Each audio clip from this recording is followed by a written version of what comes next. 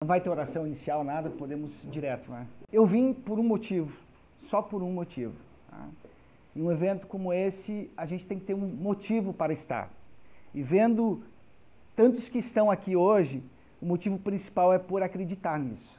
Se o nome tem uma herança de uma família simples, humilde, a história também, né? Ela é cheia, já viram? Também rico não tem muita coisa para contar, pobre tem muita coisa para contar, né, gente? É tragédia, é desgraça. Então eu vou selecionar algumas aqui para não tornar o movimento caótico, né? Onde eu nasci mesmo teria o quê? Umas 20 famílias. Tá? Para chegar à cidade mais próxima, 40 quilômetros de estrada de chão. Tá? E aí naquela época, então, hoje tudo que você vai no médico é virose, né, gente? É uma virose, né? E na época tudo que criança tinha apontada. Eu tive apontada também. Tá? E aí a médica então disse, acabou, não tem mais. Porque criança, assim como nascia, morria, né, gente? No interior é um negócio assim, tinha muito, também morreu, enterra e deu, começa outra, né? Então, quando meu pai retornou 2 dias depois, estava todo mundo em círculo esperando o caixão, né? Então, uma história muito doida já com 7 meses, né? Com 6 anos acabou, não tinha mais o que fazer, não tinha escola. Fui morar com meus avós, que moravam já onde tinha até a 4ª série. Evoluí, né? Momento mágico, momento mágico em minha vida, onde eu começo a construir uma história diferente. Eu pescava de dia, de tarde, de manhã, estudava, né? Mas os 7 veio o luxo, gente. Conheci luz elétrica.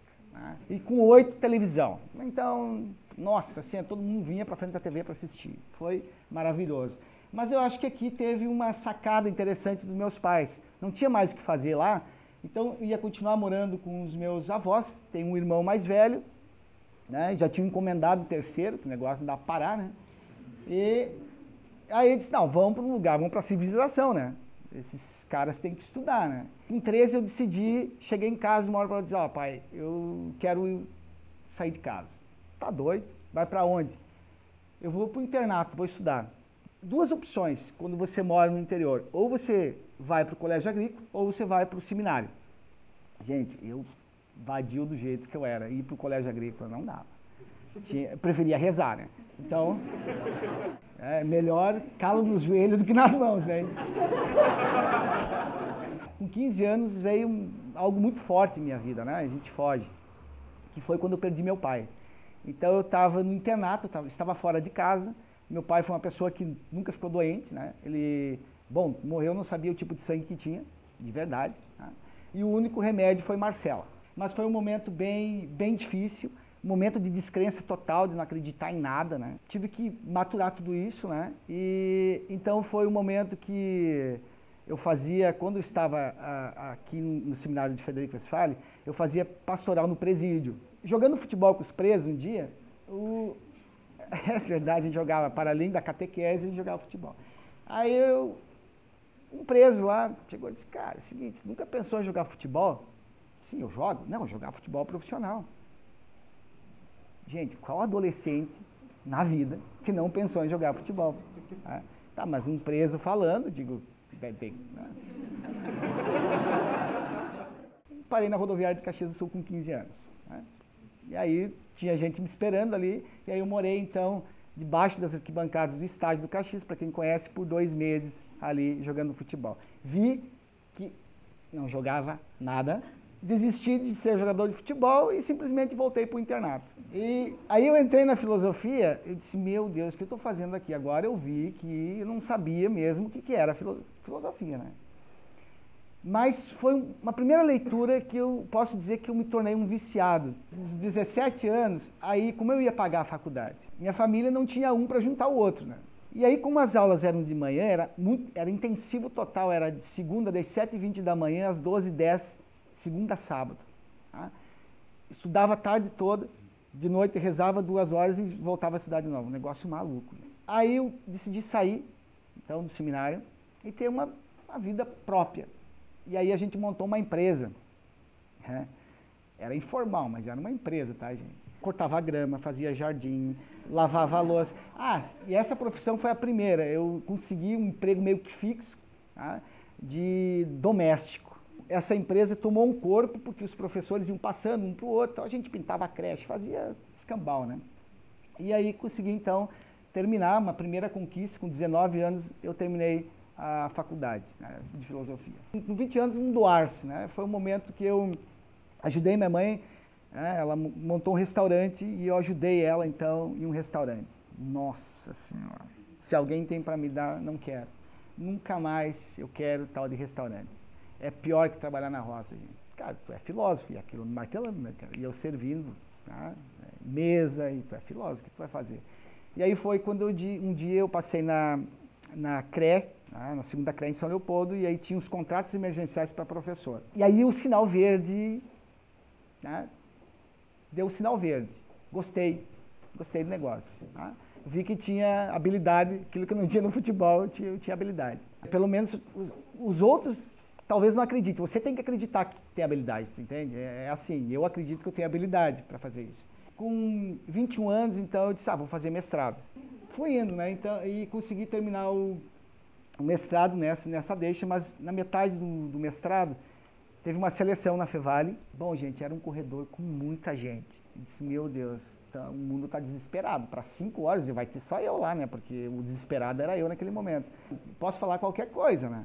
Não, mas elas têm habilidade, né? E aí eu disse, não, vamos fazer o seguinte. Eu trabalho de voluntário, 6 meses. E aí vocês vão conhecer quem é o professor João. Em 6 meses, eu dou a dica, se eu posso ficar ou não. E aí disse, acabou a entrevista. Eu disse, forcei, né? Uma semana depois, então, o pessoal me ligou, tá? Alguns são colegas ainda, então, dando essa vaga e começa a mudar repentinamente minha vida, né? E aí, faltava 6 meses para eu defender a dissertação, um almoço desses qualquer, estava almoçando sozinho e aí uma senhora disse, posso almoçar contigo? Porque a gente usa o crachá, né? Então, viu que é professor ou funcionário, almoça. E aí, conversando, de repente, ela disse, o que tu faz? Estou terminando meu mestrado e tal. Ela disse, eu também estou fazendo meu doutorado na Espanha. Meu sonho é estudar na Espanha? Nunca tinha pensado. Mas é meu sonho. Não, você quer mesmo? Não, tu tem como. Se não, vamos encaminhar tua documentação. E ali, no almoço, do nada, encaminhamos toda a documentação para fazer o doutorado na Espanha. No dia 20 de setembro chega uma carta, depois de encaminhar tudo, uma carta, tinha que encaminhar o projeto, com o aceite da universidade, com o projeto. E aí? Gente, eu tinha meio carro, o outro meio era do banco. E aí eu peguei, larguei tudo pela licença e fui. Aí quando eu cheguei lá, eu vi que a M que eu tinha feito, que não deveria ter ido, mas já estava lá e não tinha como voltar. Aí começou o desespero. Saí do hospital, a primeira igreja, entrei. Voltou a fé. Na hora. Voltou a fé. O padre bateu nas minhas costas. Cara, eu olhei e não tinha mais ninguém. Estava eu dormindo no banco, né? Mas dormindo assim, não estava deitado ainda, né? Não tinha caído. Mas consegui ficar legal numa casa de família, bacana. Em 2, 3 semanas eu consegui fazer uma amizade bacana com a senhora dona da casa, porque eu tinha habilidade de limpar, né? Então, enquanto eu limpava, eu disse, não te preocupes, a mim me encanta limpar. Tu tranquila, me encanta. Eu fiquei os 4 anos, meio ano lá e meio ano aqui, então ganhando bastante, né, e poupando muito.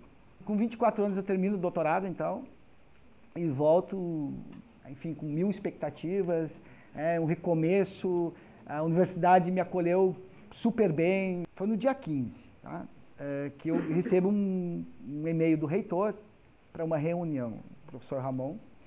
Bom, dia 18 nós entrávamos em férias, gente. Ele queria uma agenda para o dia 17, às 3 da tarde. Então imagina, tá? Eu disse, mas eu não sou importante para ser demitido por um reitor, né? Não tem como.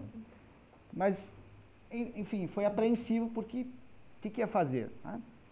Enfim, entrei suando e tal.